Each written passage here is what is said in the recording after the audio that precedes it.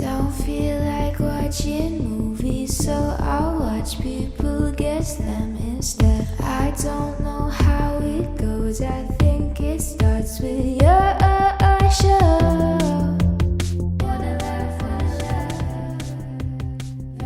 Elliot, I appreciated your tweet of you appreciating Rhett and Link's podcast. Blew me away. They're just so good. But when they get super serious and the series of them that they've done basically over the last year of just breaking down their religious journey. Articulating.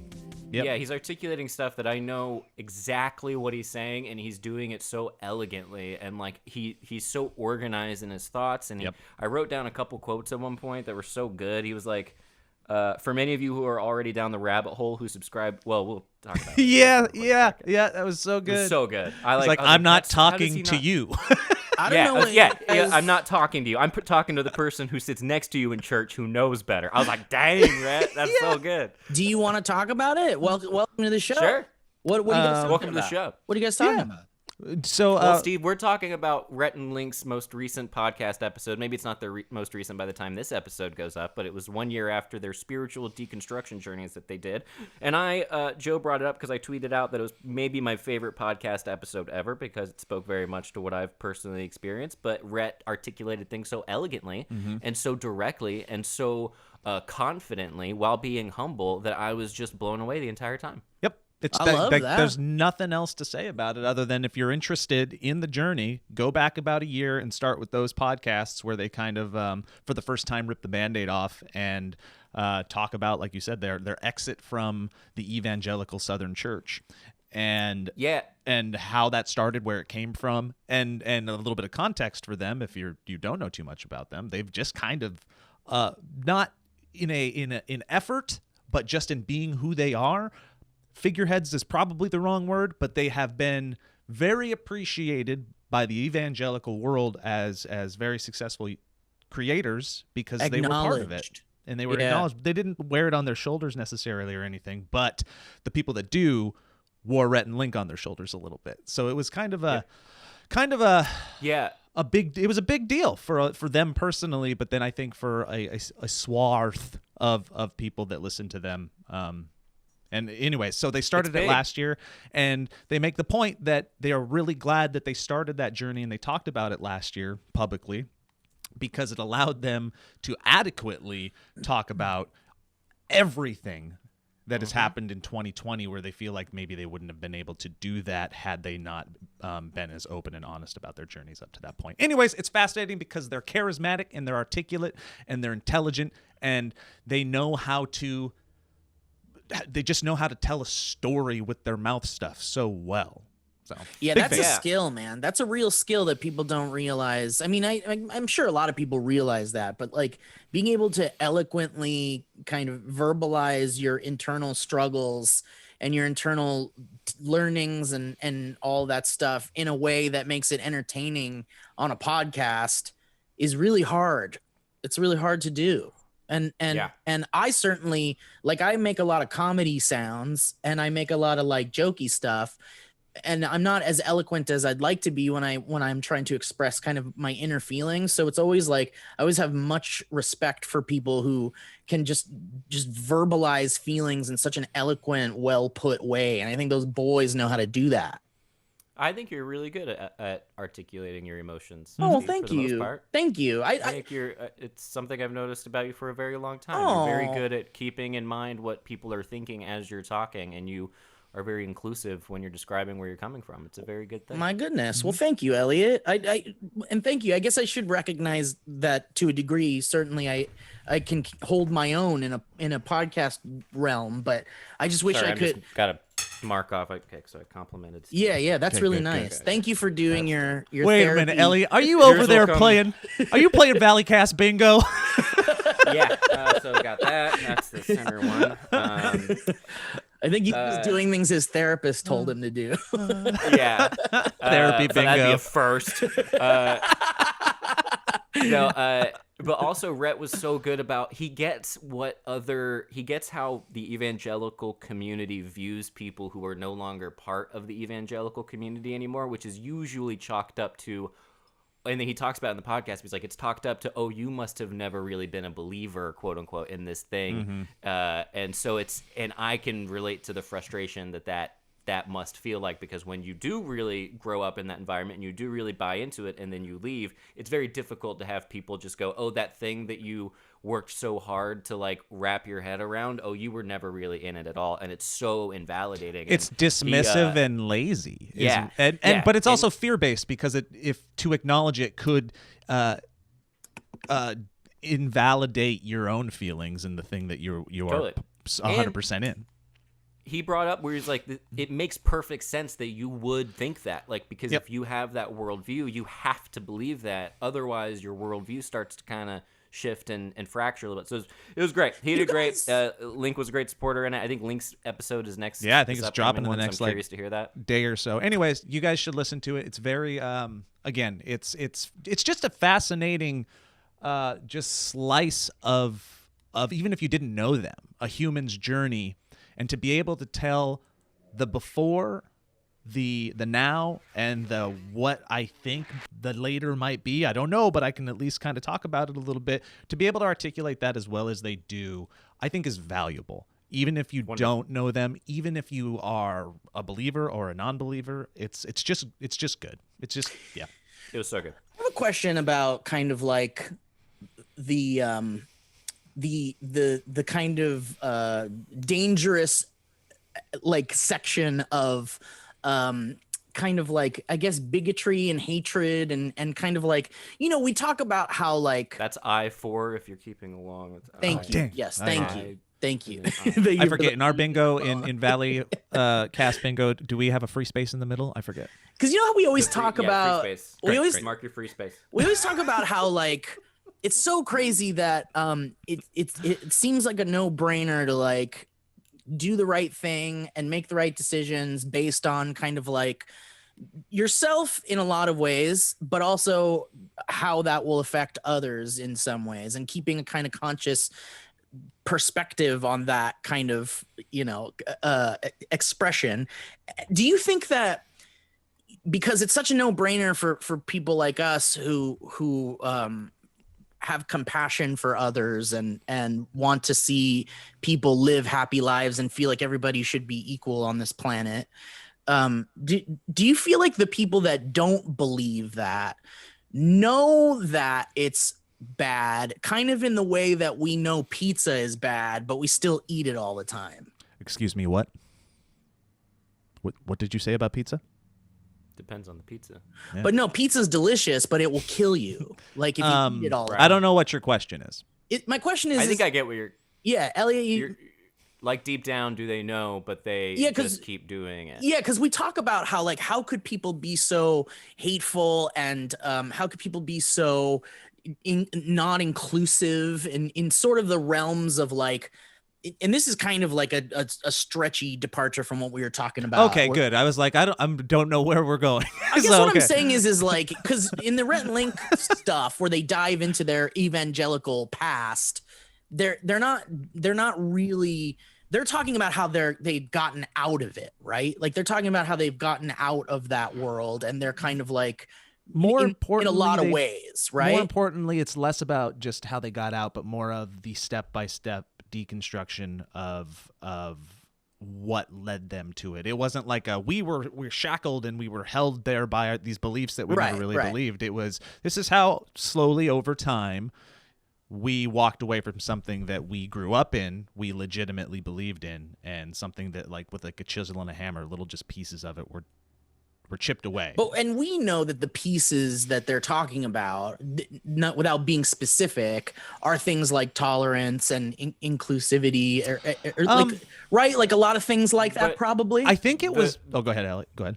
Well, a lot of they talk about a little bit in the most recent one, and he kind of goes through like the statistics of the evangelical community being leaders and not wearing masks, not believing in vaccines, not believing systemic racism is a thing. But when you're in that world, you think that having the Spirit of God in you and being a Christ follower, Christ supersedes race, creed, sexual Science. orientation, gender, sure, but like they really think that it's an inclusive thing, and then when you look at it on a bigger level, then you can see all the damage that they do. But as a people, but as individuals, I think it's very difficult for them to wrap their head around the idea that they're I against think- anyone. So now that And we're in to- that realm, like now, Right, now but one more point on that though, Steve, just in regards to them in the journey. I think from what I can tell, and not speaking for him and just basing off of what we've heard, and Elliot, you can correct me if I'm wrong, for Rhett, because I know you speak for him. I do. It's more because they have left, they have a more like forgive the word, omnipotent view of what their experience was. So they are able to articulate what they see as problems with intolerance and stuff, and the church's view on systematic racism and stuff now. But from what I can tell, from what we've heard and what they've said, that's not necessarily I wouldn't say that was the driving force that was the thing that was chipping away. It was more the concept of truth. Truth in science, truth in history, truth in... Sure. Yeah, and I guess those were the initial chips. I guess it's important for me to disconnect kind of like what I'm saying is like, being extremely connected to what Rhett and Link's podcast journey is about. But, what I'm trying to say is like in what you're saying, Joe, about them kind of chiseling away at the pieces of this big rock of whatever their past was. Certainly some of it had to do with the intolerance and some of the things Elliot was mentioning.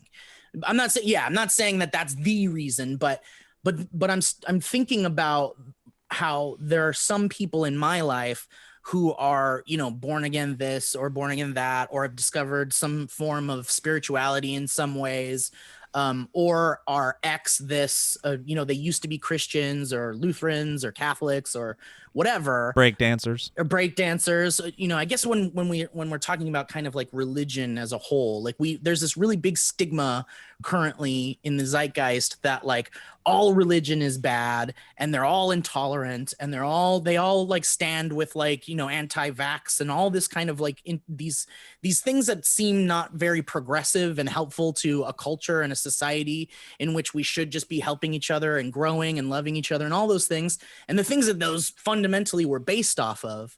But it's not necessarily true. But it is interesting that in our lives, like I don't feel like all religions are bad. I feel like there's really good concepts and thoughts and ideas and things in all of the religions. But what I've found in my adult life is that I know a lot of people who were in this like kind of deep religious locked in kind of ideology. And then the world has started to become a bit more communicative and self-aware and open about kind of like how some of these fundamentals are inherently kind of flawed. And I feel like it's interesting to consider that how could an entire group of people be intolerant of another entire group of people? It sort of boggles your mind, like how this can happen. But I'm trying to connect it to maybe they know it's bad and they know that it's intolerant and they know that they're keeping entire types of people away from them and segregating them and making them feel like shit. And they know they're doing it, but they're like, they know it's bad. I really don't think they really know on an emotional level. I think it's buried somewhere deep within them. But I think that you have to do some mental gymnastics, but it's pretty easy. They have all the answers. Like, no, we're not against anyone. Like anyone, we're for everyone because Christ was for everyone. And that's sort of like a nice thing that they can kind of latch onto. And then you see the treatment of people from that group and the way that those groups feel about them, and you realize that like, oh, there's some real issues. Something else, and going it's on all there. it's all layers too, right? Like, there could be some inherent. There could be an inherent bad core in there or a bad seed, but then wrapped around that is like our community that does good services for the community. It's the support, it's the love, it's and you wrap the bad things up with a bunch of good, and it's easier to justify or just kind of forget about that inner seed. Like you said, mental gymnastics. Not to keep repeating what Rhett said, but I do think people should if you're interested in this stuff, which obviously I love this stuff, so I think it's very interesting. But he mentioned something about like your kids aren't leaving the church because you didn't teach them well. He was like, your kids are leaving the church because you taught them incredibly well, and they listened to what Christ actually stood for. And when it stopped matching up with what the church was doing, they made their own decisions. And I was like, oh, he said it. He did it. He did a good job. It's a perspective you don't hear a lot, because you either hear like you're wrong and here's why you're wrong, or you hear like religion is bad and here's why. You don't really hear people just take like an analytical approach and kind of lay it out in a way that's like, look, it's as simple as the teachings of this guy were very much based in being loving and treating people the way you want to be treated and being accepting and welcoming. And like you said, as soon as that kind of doesn't match up with this thing you're a part of, you can't help but be like, but wait a minute, I thought we were like listening to this guy that was like, hey, we need to love each other. You know, why are we only loving certain people? And I think that it's interesting to really kind of like just take the bias and the fear and the anger out of that like very simple statement. And I feel like it's just so simple. It's so simplified. It's just like, if you want to believe in this, totally do it. If it aligns with the beliefs of treating people with respect and giving them a chance and letting them live a life that you are allowed to live, then like that's beautiful, right? Go on and do it, right? If you believe truly though in the evangelical doctrine, then you can't. If you really believe someone's going to hell, then you can't. It's your be like, duty go to have try fun. and what's the word? Evangelicize them. Evangelical. Yeah. Evangelical. Yeah. Resident evangelical Evil cat. Evangelicum. Evangelica. Yeah. Anyway. I know. And dude, I had a friend that I worked with who was a very strong in his faith Mormon. And one day we got really into discussions about life and the afterlife and religion and spirituality. And this dude is still a close friend of mine. I love him very dearly. And, he's a good boy. But I killed him. So I had to kill him. But at one point he was just kind of like, it makes me sad that my friends will not be in a happy place when they die. And he's like, it makes me sad to think of my friends being in a lost kind of like bad hell kind of place. It's so funny to be like, all of his friends are out enjoying their lives and being happy, and he's just like, I feel sad for when they die, and where they're gonna go. Right, it's like he's wasting his life. Feeling sad right. Yeah. And I guess it's like there's a lot of teachings there about kind of like,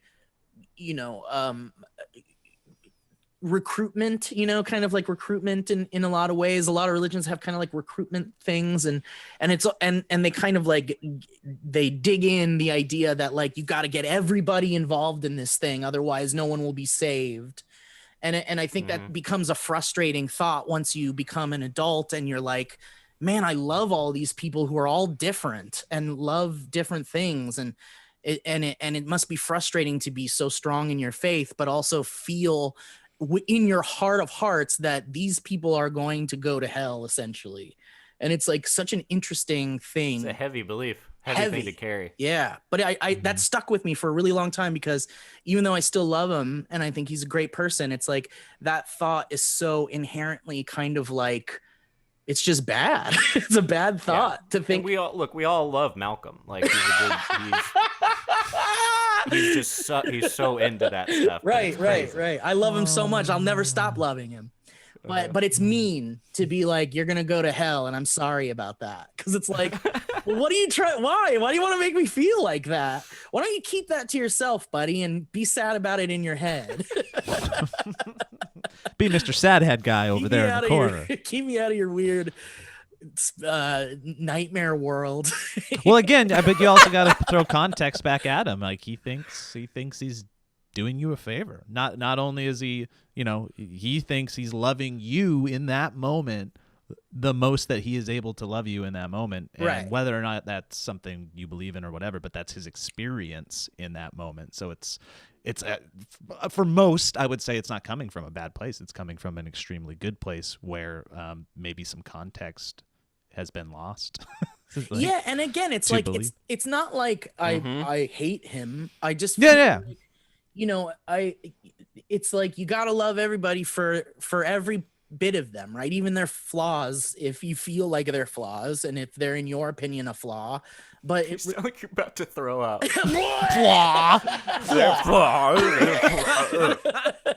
but you know, it just kind of comes down to like are these people good inherently, but did they just kind of like grow up with a different perspective that they still carry into adulthood, and does that make them a bad person? And most of the time it doesn't, but there are people that prove beyond that they are bad people and they believe in really bad things like that, and those people don't help that there's people out there that have beliefs that are also good people. And their beliefs that like justify them electing Trump to be president, Right. and then almost electing him a second time because who cares if he's a bad guy, because he's doing the thing that we think should be done, and Right. therefore it's worth it. And Right. So it's a pretty. Then you're like, oh, that's rough. Like that's literally like against the Bible. Like that Right. it up in the thing where he's like, there's a story of Jesus. He's fasts for 40 days or something, and the devil appears and he like shows him all the land, and he's like, all of this can be yours. You can be the leader of these lands. You can have this and you can make it your own, and just as you want it. And Jesus is like, no, he's like, that's not my deal. Like, I'm not trying to be the leader of some kind of a world. But then nowadays you get that same group of people electing someone like Trump to be president because we need someone who's going to control this land, and it's his land and all that. And like, okay, and Well, 'cause it's legitimately believes untenable. it to be so. right. Yeah. And Yeah. it's like, it's terrifying from their perspective to imagine a world that is almost like the Biff Tannen casino world and Back to the Future 2, where like, you know, but the opposite of that, where people are just like, it's liberals all over the place, and it's like all this like LGBTQ plus, and it's like a nightmare to them that men are marrying men and women are marrying women, and it's like up is down and left is right. nothing makes sense. But that world to Tunes are frequenting with real life human detectives.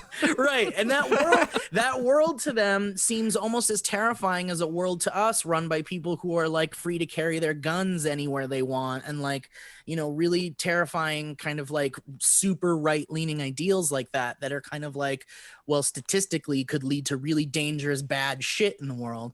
And it's like everybody's kind of like scared of this like potential future, and nobody knows how to like make sure that, you know, nobody knows how to just regulate it so that one doesn't happen over the other.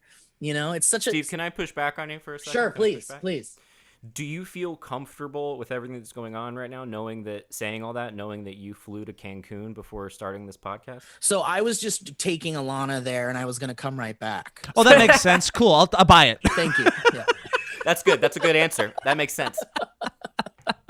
That sounds truthful and transparent. Did not I can't plan wait to till you stay. run in 2024. I'm very excited.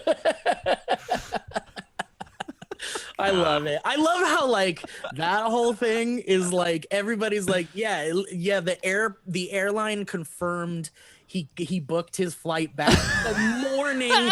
Everyone freaked out about him leaving his state. Dude, his neighbors are releasing like text messages from a private threat. Like nobody likes Right. Ted Cruz. Right. And I love that his statement was like, yesterday my girls wanted to go on a trip to Cancun. I was being And a good dad. And today the whole family went. It's like, wait, what? You can just decide, like you can book a flight like that, just like overnight right away to go to Cancun. That's how that works. It's like you don't book that in advance in some way. He's a bad person. He's just a bad person. Yeah. It's laughably bad. But it's crazy how like there's so many holes in like everybody's kind of like perspectives and everybody's tweets, and everybody, like all politicians and powerful people, there's always some kind of subtext, and there's always some kind of like, yeah, but like there's always someone who's going to reply with a yeah, but kind of thing. And it's like, I don't know how to navigate it. And nobody cares. Nobody cares that it's so obvious he's lying and planned to be in Cancun while everyone is suffering in Texas. But Texas people care. I don't think that dude's cares. getting reelected. I think they care, but like I don't think it's going to affect, like, you think he won't be reelected because of that? No. Because I think the people Beto almost beat him.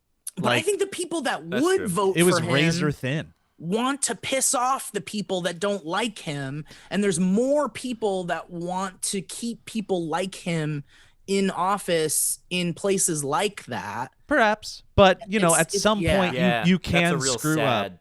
Yeah, I think there's truth to that, but there is also truth to, like, at some point, and it happened with a lot of Trump people that voted for Trump the first time. You fuck somebody over enough, and they will flip the coin. and Ted Cruz literally left a place that has never froze before.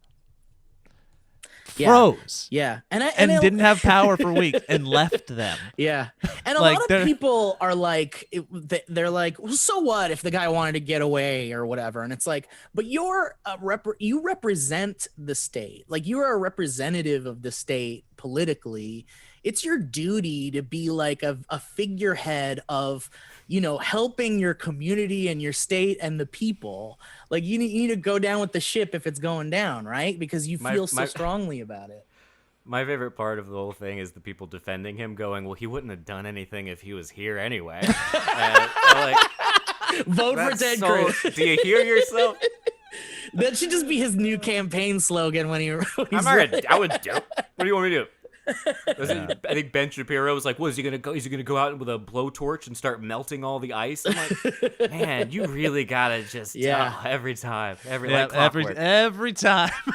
It is funny because it's like unbelievable. His kids are probably like, "Thank fucking God, Dad's not staying for the whole trip now."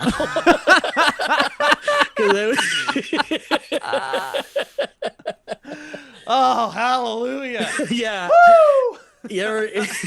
Dude, his wife is saying the same thing. He came back alone. He's got to handle this shitstorm by himself. Fuck him. You know what? Even if it is true, even if he was only going for the night, which I'm curious about these text messages you're talking about, Joe. But even if it's true, I still hope he gets made fun of nonstop because I don't like him and I want his feelings to be hurt. He might be impervious. That's my hot take. I agree. I'm with you on that. I stand behind you, Elliot. Yeah, he's just an asshole. Ugh.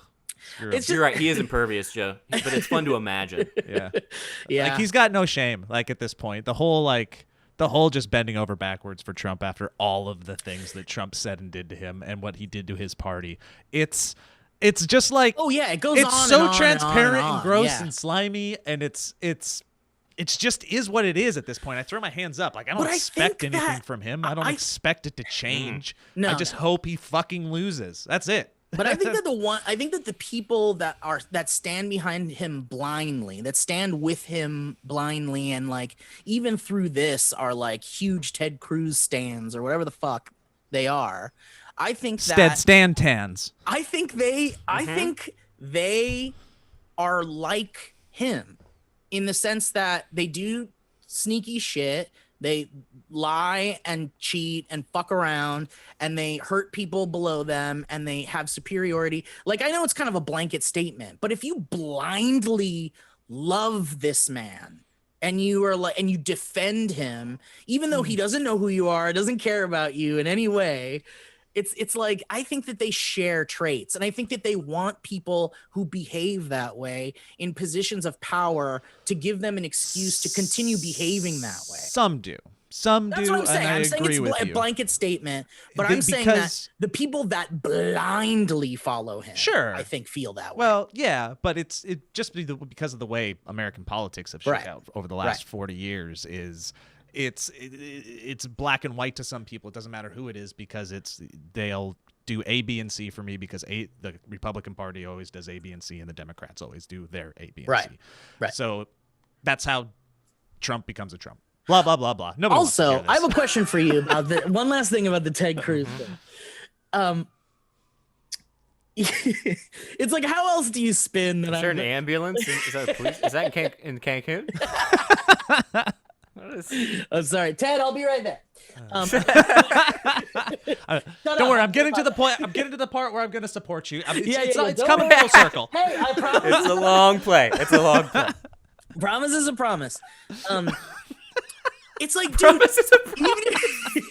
even if you, My word is my bond. Ted. My word is my bond. even if you were, No, order 2, Ted. I'll be there in a second. Just order 3. You'll probably get them both. Just have one ready, okay? yeah. Yeah, You with know what? lime. Just with drink lime. mine and then have another one ready for me when I get over there. Dude, my question is. No, I told you your wife is very pretty. I don't know. She's very pretty. I know he said that. I know no, your dad didn't do that. We all know that your dad didn't do that. Just give me 5. I'll get to the point where I'm going to support you, and you're going to give me a lime. Just make sure there's a lime. Thanks. Wait, sorry guys, hold on a second. What? Yeah, your statement should just be a screenshot of texts. Yeah, go ahead. 100%. It should just be a screenshot of texts.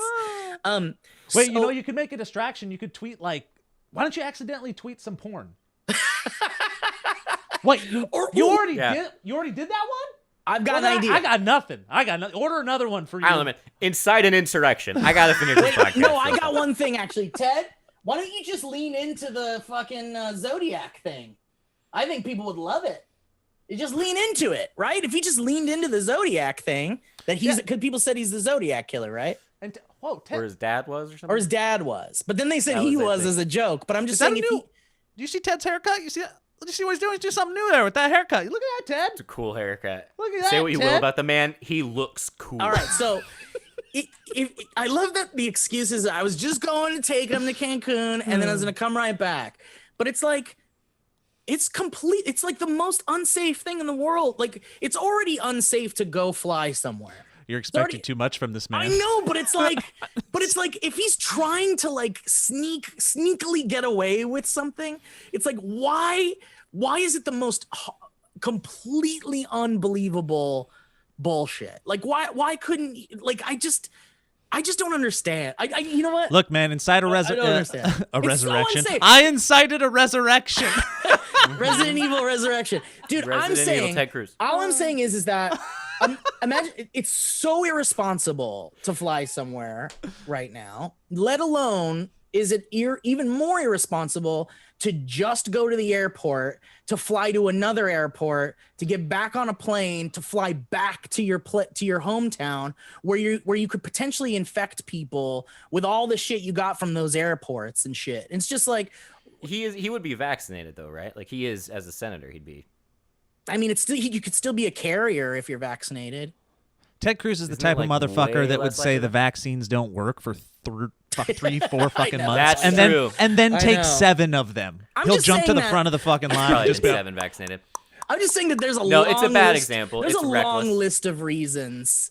Why yeah, Steve, it's- you are right. All I want to say to you I'd is put his haircut yes. way above what you were talking about. The haircut that's more dangerous. Steve, yes, but also motherfucker feels invincible. Yeah. After the last 4 years, after what happened on the 6th, what he's done before and has never gotten in trouble, got reelected, motherfucker feels Slimy invincible. shithead. Yep. Slimy Speaking of, shithead. Elliot, why don't you tell us about some ads? Thanks, Elliot. Hey there, folks, and welcome to the ad portion of this episode of the Valleycast. My name is Elliot, and I'm here to tell you about really cool services and products you can get to improve your life and help support the podcast. Here we go. Let's face it, guys, taking trips to the post office is probably not how you want to spend your time. You gotta get in the car, you gotta go, you gotta come back. Not very fun. That's why we here at the Valleycast recommend mailing and shipping online at Stamps.com. Stamps.com allows you to mail and ship anytime, anywhere, right from your computer. You can send letters, you can ship packages, and you pay a lot less with discounted rates from USPS, UPS, and more. Stamps.com has saved businesses thousands of hours and tons of money, hours included at the Valleyfolk, especially when it comes to shipping y'all things from our holiday gifts. With Stamps.com, you get the services of the post office and UPS all in one place, plus big discounts on mailing and shipping rates. We use this all the time. I use it for the business stuff. They also send you a scale if you use our promo code. That makes everything super easy because it takes the guesswork out of everything, and it's just wonderful. Stamps.com brings all the services of the U.S. Postal Service and UPS right to your computer. Stamps.com is a must-have for any business, whether you're a small office sending out invoices, an online seller, shipping out orders, or even a giant warehouse sending thousands of packages a day, or maybe you're just like a sketch comedy podcast company called the Valleyfolk, and that helps for that too. Whatever it is, Stamps.com can handle all of it with ease. Simply use your computer to print official U.S. postage 24/7 for any letter, any package, any class of mail, anywhere you want to send. How crazy is that? Once your mail is ready, you just schedule a pickup or drop it off. It's that simple. It actually is. Shipping things from home used to really intimidate me. I don't know why, but it just seemed like a thing that only adults could handle, and I don't view myself that way, but Stamps.com has ushered me into a new era of adulthood, and I'm really thankful for that. With Stamps.com, you get discounts up to 40% off post office rates, up to 62% off UPS shipping rates. Not to mention, Stamps.com is a fraction of the cost of those expensive postage meters, so that's good to know too. It's a no-brainer. It's going to save you time and money, so stop wasting time going to the post office and go to Stamps.com instead. There's no risk, and with the promo code Valleycast, you get a special offer that includes a 4-week trial plus free postage and a digital scale. Okay, no long-term commitments or contracts. Just go to Stamps.com, click on the microphone at the top of the home page and type in Valleycast. That's Stamps.com, promo code Valleycast. Stamps.com. Never go to the post office again. Folks, we deserve to know what we're putting in our bodies and why, especially when it comes to something we take every day. I'm personally very excited to be doing this ad read for you right now because it's starting to occur to me why they're called Ritual, because I haven't taken mine and I have been taking them every single day for quite a while, and it has made me feel better about myself. And if you guys know anything about me, that's a hard task. So Ritual's clean, vegan-friendly multivitamin is formulated with high-quality nutrients in bioavailable forms your body can actually use. Do you want to know what you won't find in the Ritual multivitamin? I'll tell you: sugars, GMOs, major allergens, synthetic fillers, and artificial colorants, plus the fresh taste and delayed release capsule design make taking your vitamins easy. That's true, it's delayed release, and they look like the coolest. Just go look at what they look like. They look like the coolest pills I've ever seen, and they taste minty. And and then throughout the day, because it's slow release, you don't have to worry about doing it on like an empty stomach. It's actually wonderful. I really enjoy taking it. So that's that on that. Ritual is the multivitamin reimagined. It's a multivitamin a multivitamin should contain key nutrients and forms your body can actually use to help fill gaps in the diet. No shady extras. Ritual's delayed release capsule design delivers high quality nutrients, including vitamin D3 in just 2 daily pills. You'll always know what nutrients you're taking and where they're coming from, and thanks to Ritual's one-of-a-kind visible supply chain. That's a very uncommon thing. I haven't seen it before. I think it's really great, and it makes me feel like I have peace of mind. Ritual is designed with your life stage in mind. Now available for women, men, and teens, Ritual multivitamins are scientifically developed to help support different life stages, like the one I'm in now, which is called What's Going On? Ritual makes healthy habits easy. Your multivitamins are delivered to your door every month, free shipping always. You can start, snooze, or cancel your subscription anytime. If you don't love Ritual within your first month, they'll refund your order. I bet you will. I am just about like 2 days of my first month, and I'm very proud of myself, weirdly. Anyway, get key nutrients without the BS. Ritual is offering listeners of the Valleycast 10% off during your first 3 months. So visit ritual.com/Valleycast to start your ritual today. That's 10% off during your first 3 months when you visit ritual.com/Valleycast to start your ritual today. Vegan certified, no fillers, delayed release, scientists and nutritionists recommended. 9 nutrients help fill the gaps in your diet. More than dry nutrients, all in one capsule. Okay guys, it's time we stop messing around. You know what I mean? About funny things. It's time we talk about something really serious and important. Your underwear. That's right, we're doing it. MeUndies believes undies are something that should be shouted about from the rooftops or shown off in mirror selfies on Instagram. They're not undie shy, so let's talk. You guys know that we love MeUndies. My entire drawer is filled with them. I'm brimming with MeUndies. I'm drowning in MeUndies, and I'd have it no other way. MeUndies isn't just here to make sure everybody's comfortable. That's just part of it. They're also limiting the amount of laundry you have. How thoughtful is that? They designed a membership that not only saves you 30% on each order, but delivers a fun new pair of undies or socks right to your door each month. You don't know what it's going to be. You open it, it's a little gift to yourself from yourself with MeUndies involved. Plus, you're the boss the entire time. You can control your shipments if you'd rather do that, if you're that kind of person, and you can get early access to their most exclusive prints, so all your mirror selfies will be extra good. MeUndies are offered in a range of sizes, including extra small to 4XL, yeah, they offer the softest loungewear as well. Fill your closet with things you actually want to put on. It makes you feel good from the inside out, if you know what I mean. MeUndies has a great offer for listeners of the Valleycast, as usual. If you guys have not done this yet, I don't know what you're waiting on. I don't know how many times we can tell you. I mean, it's worth it. But if you haven't, for any first-time purchasers, you guys get 15% off and free shipping. MeUndies also has their problem-free philosophy, so if you're not satisfied with any product for any reason, they will refund or exchange it. There's no caveats to that, no questions. Just good micromodal fabric on your junk constantly. I don't think it's a win-win for everyone, really. So to get your 15% off of your first order, as well as free shipping and a 100% satisfaction guarantee, go to MeUndies.com/Valley.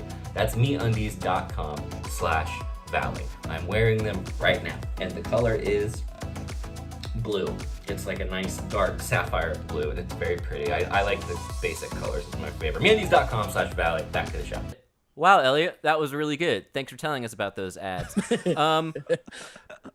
Hope we have ads. Oh, can I bring up something kind of fun to bring I love that. to bring things back up? Unless you guys After we've covered religion and politics, yeah, I think I'd love that. So history was made yesterday, It was so fun. and it was so emotional and beautiful. Teared and up a little bit. Yeah. Great. So episode 7 of WandaVision. No, I'm just kidding. Dude, the Mars, the what is it called? What's the name of it? Perseverance. Perseverance. Yeah. Did you see that, Elliot? Did you watch Perseverance? I caught clips of it, but I kind of missed it, and I'm actually racking my brain to try to figure out what was I doing? What was yesterday? Yesterday's a blur. What happened yesterday? Perseverance. Yesterday was Thursday. Oh, I know what happened yesterday. I'll tell you about it next week, hopefully. Something. I'll have a story next week. Okay. Fun. Well, you got to share Can't this say no. secondhand joy with Joe and I, because and please, you must feel It's the so joy, cool. the Did you collective see the joy. Yeah. Yeah, did you see the video of the you hear sound and Yeah, stuff? but that's I've never fake. seen that. That's fake.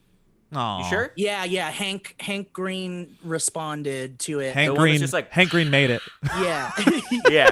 First Yeah, of I did. all, It's a TikTok. it's a different rover. It's the first Mars rover, which was whatever. But and the sound effects were added in post. I don't know. Someone just thought it would be cool, and then it just got spread around. But there is a bunch of very real photos from Perseverance of the Marsian landscape. They released more too. There's because they said it was going to take a little while for him to come back. So the Mars landscape black and white ones were immediate. Yeah. Which is crazy to think. We're sending pictures back from something that Yeah, we dude. made on another And planet. it took 6 months Yeah. for it to get there. So imagine It was like 292 million mile journey. something like that. But now the other like high res pictures are coming in from like the actual like descent.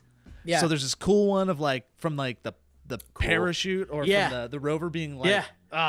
it's but, really cool. But watching the like command center at JPL live while it was That's the all best part. happening, and them all reacting I to saw like that part. Really it's cool. but not even just the reaction to like they did it.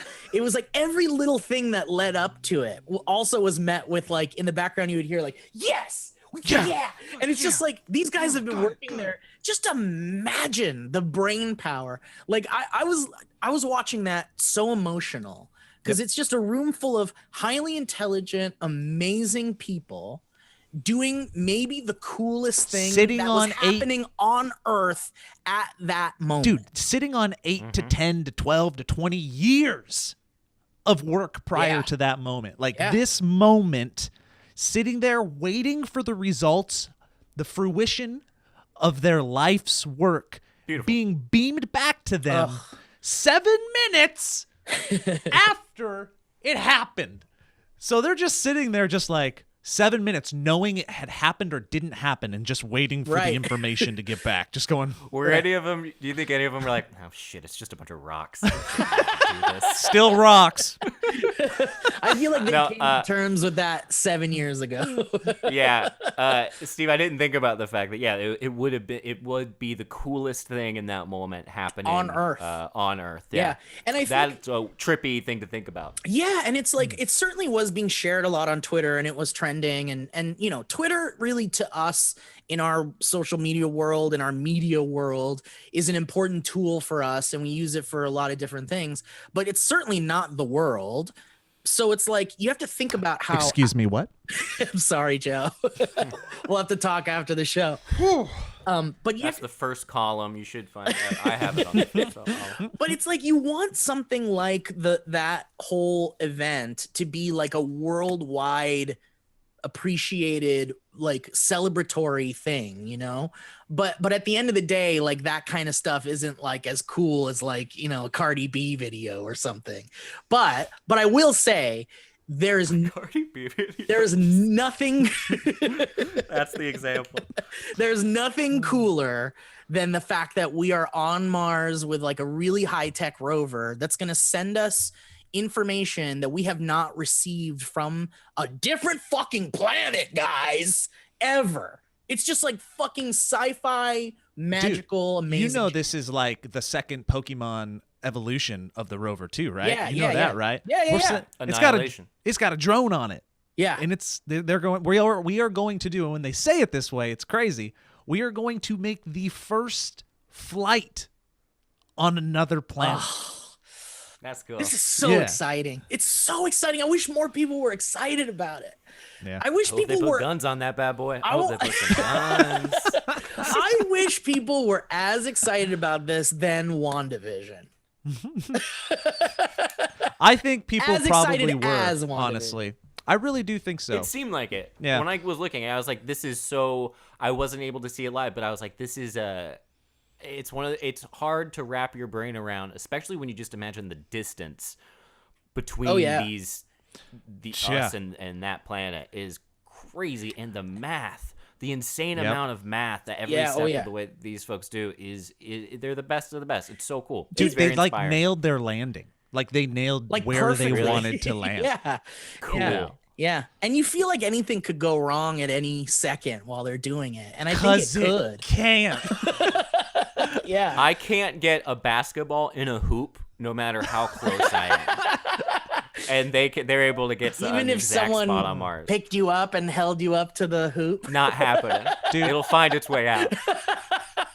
You know what was great about this moment? You know what was great about it yesterday or Mm. in experiencing it in real time is that we have basically had, I can't think of the last time, again, in the last 4 years since dude was elected, just because everything became so Dude, like this is us what I was about versus to them, that like the only community experiences that we've been having, especially with COVID, have been negative. Like the election, doesn't matter what side you were on, even for the winners, it probably felt good, but still like so divided.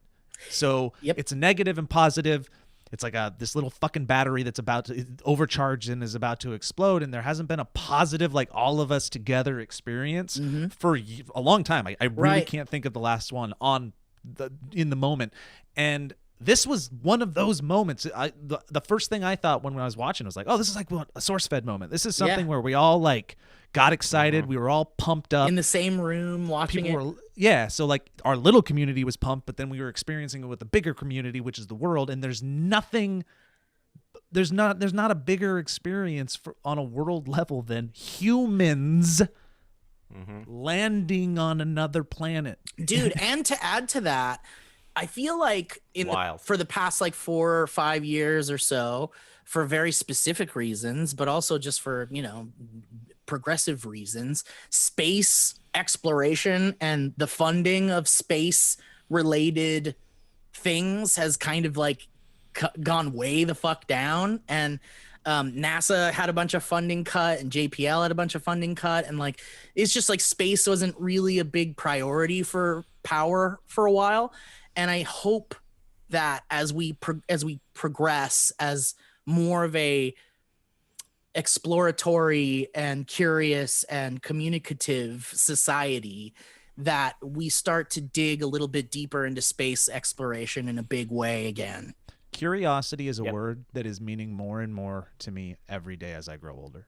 The The power. other rover?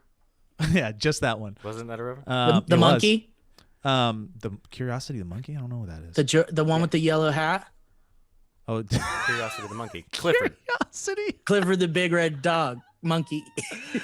Hat. But it's so important for everything. It's important for you on an individual basis, getting up in the morning and being post an educational world as a youth, finding something to move forward with and and educate yourself and bring yourself closer to knowledge and other people. It's so important in a seat of leadership, which is something that we learned again in the last 4 years.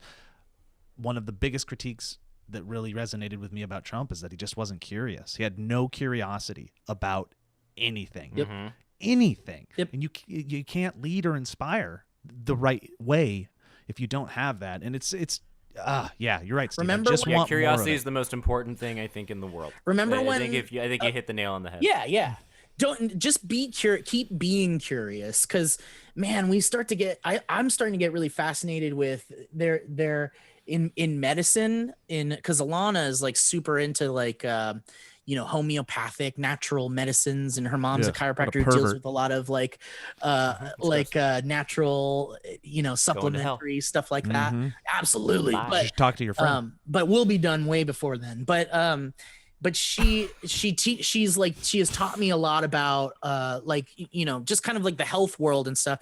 And so in doing my own curious research in like mental health and kind of like the progression of medical science, there's always interesting research going on that we kind of don't know about. And what I'm learning is that because there's still so many things about like anxiety and depression and the subconscious and consciousness and that we still don't really know about.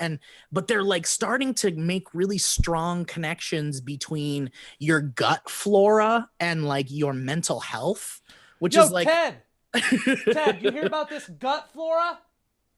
No, you're not very curious?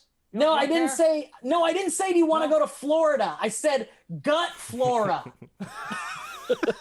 No, but like, Yeah, I'll go to Florida. fuck it. Florida's warm, right? You got your bags packed, right? For one day? No, but we can't get anything done for one day in Florida. But like the fact that there's like concrete, interesting strength, like strong medical research going into kind of like the gut flora biome. Like the gut biome is apparently a place that we've never really put like tons of research into. And I just feel like as we progress as a naturally curious society, hopefully backed by powerful people that have that similar interest, we're going to discover so many amazing fucking things about our bodies, about the earth, about the universe. It's so fucking exciting. It's the one thing that makes me really sad when I think about getting old. More than anything, my one real sad thing is like, I'm going to miss out on some amazing fucking discoveries. And that sucks. But I'm so excited about it still. We'll be right back.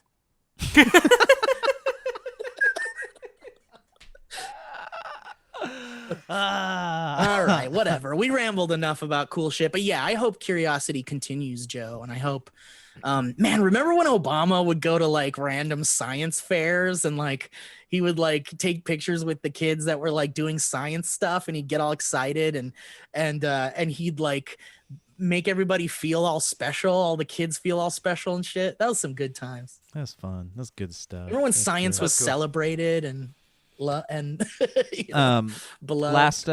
Last thing we can talk about before we go is I just finished Coven of the American Horror Story Journey, and here's where I'm at. Coven's not good. Coven is fine. Coven is here's why it's not good. Coven is not good for this reason, and this is any show, this is any movie, this is any book. Coven did not make me care about one character in Coven. I didn't care who died. I didn't care who got their comeuppance. I didn't care who won anything. Like by the end of the series, I was like, I don't care about any of these people. I'm zero emotionally invested in all of them, and I don't know why that happened. But Stevie Nicks is a witch confirmed, and that's really cool. That part was awesome. I love. God. It's the Bill Lawrence. It's certainly the Bill Lawrence treatment. There you go. They got the Bill. You can't not like, you can't not like characters. That's the whole thing. He's like, Bill Lawrence is like, I make sitcoms because I want to make people that other people care about. So I don't enjoy the comedies where I don't care about the characters at all, which is why Ted Lasso is so good. Yeah, there just was no emotional stakes like adequately planted for any character. I see what they wanted us to think and wanted us to feel, but they just didn't get it there. They didn't earn it, and I think it's just what. How many years ago was Coven? Like 5 years ago, right? Probably more. Maybe It's like they're on season 10. Now, maybe right? more. Yeah. I think I was still married when Coven came I out. didn't hate it. I just right. didn't love it. Yeah. I'm not like sad it's over. I'm just like, They okay, certainly- good.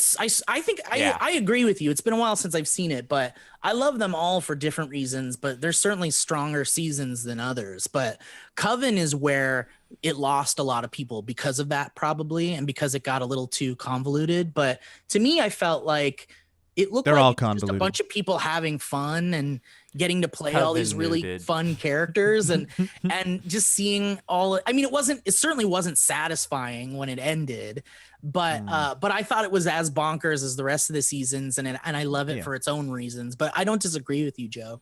Maybe even because it was like this witch season, and like we didn't even really dig that deep into like cool witch shit. No. Like I know, and they really teased it. They were like, "Are we gonna get a witch school, and we're gonna learn how to be witches?" And it's like, Yeah, not they really. did. Yeah, I remember that. Yeah, Yeah, they kind of stayed away from that a little bit. so. But- Anyways, dude, on but the Freak journey Show's now. next, right? Yeah, Freak Show's next. Right now for me, I think it goes 1 and 2. Like Asylum and Murder House are pretty close. I think I'm gonna give I agree the with nod to Asylum. I think it goes Asylum, Murder House, Coven so far. For me. Asylum is pretty cool. Asylum is Yeah. great. Bonkers, And then I convoluted lost. as fuck, but they earned very emotional moments for me by the end. And I feel like Freak Show returns to that because Coven really had a lot of missteps. But I think Freak Show is a return to form.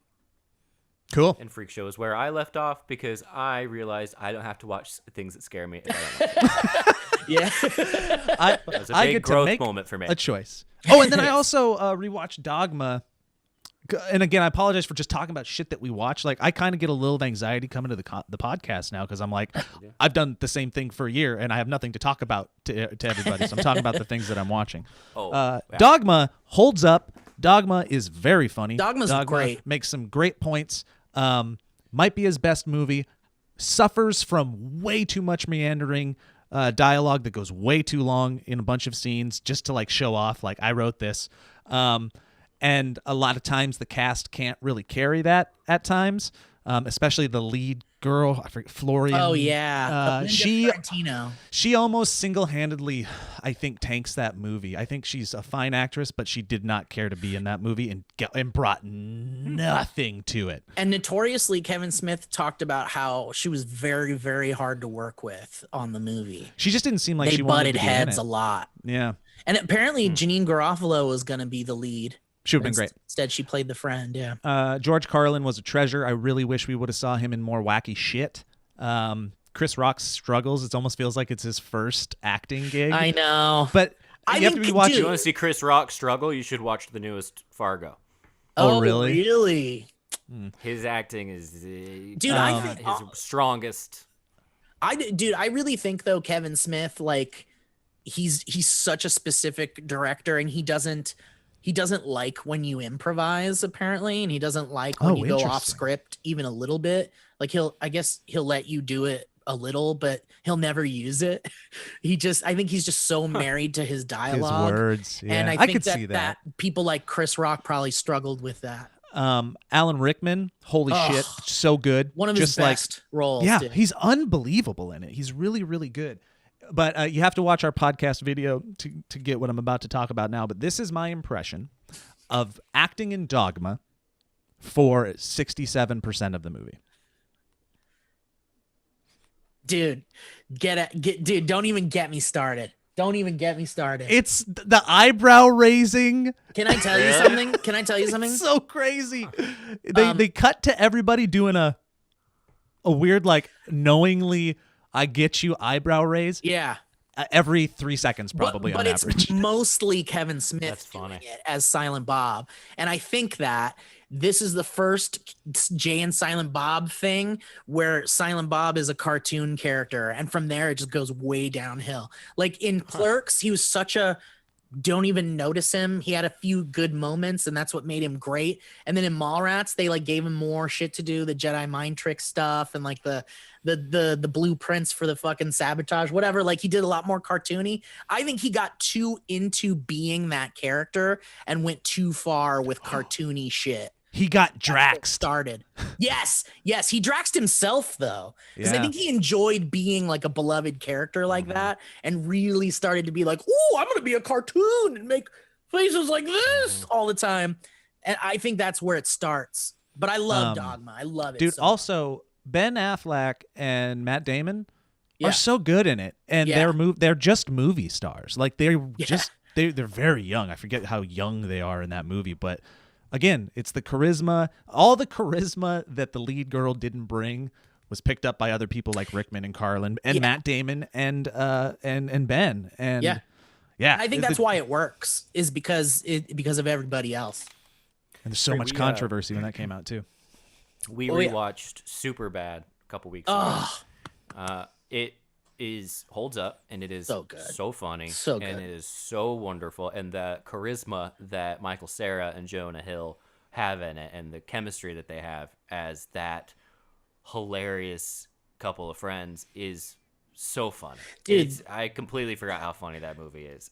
I was dying. I gotta rewatch the it. sleeping bag moment when they're like doing the boop. So good. It's just I don't It still cracks me Yeah, up. I was dude. like, I know it's coming. They're gonna... Did you guys I got it. did you guys watch Booksmart? oh, it's his sister. No, I haven't seen it yet. It stars Jonah Hill's sister, but it's basically a girl's version of Superbad. And it's directed by Olivia Wilde, her first movie. The movie is so good. I gotta see it. Alana highly loved it. recommend it. Yeah. It's Cool. amazing. Yeah, I'll check it out. What's it the called? music in it Book is smart. Booksmart. And what's the one with the little kid? The kid's super bad. Oh, I haven't seen that one. Little Oh, the boys. or it's like something bad that? boys or Bad boys. bad kids. I know what you're talking Rude about. I don't boys? know the Rude name. kids. Yeah, but it's basically like a super It's- raunchy, it's super Superbad bad, with but with like kids. 10-year-olds. Dude, but it's like as good as super bad in so many ways. Good boys. Good Boys. boys. Have you seen it, Elliot? Yeah. I that's a really great loved movie. it. I had such a fun time with that one. All right. I couldn't believe how good it was. I know. I was surprised. And it was another Rogan and his writing partner, Evan Goldberg. Evan Goldberg. Yeah. Yeah. They've done so much. Good for them. I know.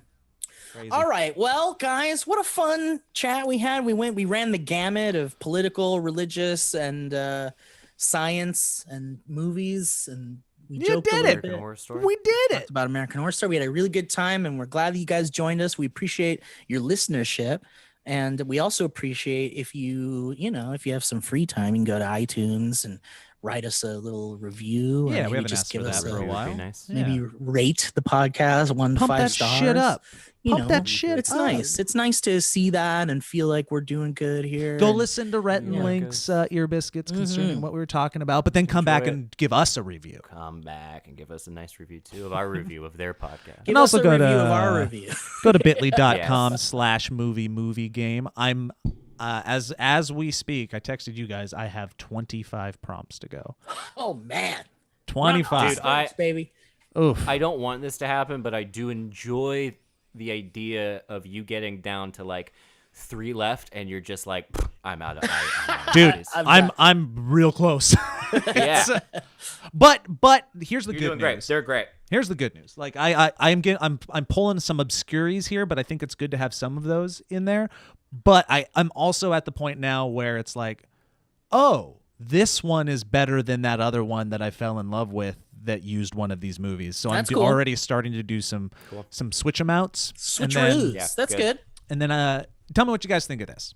Okay. I don't want to belabor getting this to the manufacturer because our goal is to get it out earlier than November 21st, which is what we said on the Kickstarter. But I think when it's all said and done, I have all of it filled out, all 500 prompts. I want you guys, I know, Elliot, you're doing some grammar and you're helping with the dates, Steve. but I'm going to give you homework and maybe a couple other people, maybe the Willems, maybe some other people that enjoy the game. And I might have you guys make me a list of like, what are the 10 that you fucking hate? And then I will look at your lists. And if any of you guys, like 2 or 3 of you have ones that are like shared that they just fucking suck, we'll consider switching those out. Okay, yeah, sure. And making them better. I have issues with Space Jam Amadeus, but we'll talk about that off the record. You just said I it, think and it my sounded issues so go good. without saying. Yeah, but I think we can all talk about that. Yeah, we'll talk that about one's it. Going We'll on talk. the list. We can't not talk cool. about it. All right, well, guys, thank you so much. Please check out patreon.com/thevalleyfolk if you'd like to support this little shindig we're up to here. Oh, we Steve, make tell them about podcasts. Wednesdays. We do a new show every Wednesday called Jackbox and Chill with the Valleyfolk. It's me, Joe, and Elliot, and we play Jackbox games with you. It's been really fun. We've had a really great time, and we've been giving away prizes for winners lately. So if that Really good doesn't ones, too. juice you up, then I don't know what will. So check out twitch.tv/thevalleyfolk every Wednesday at 2 p.m. Pacific time, and maybe you could get lucky and win a game, or at the very least, join us for one. Yeah. Yeah. Amen. All right. All right, well, take care, everybody. We love you. Goodbye. If you're down, if you're sad, you got the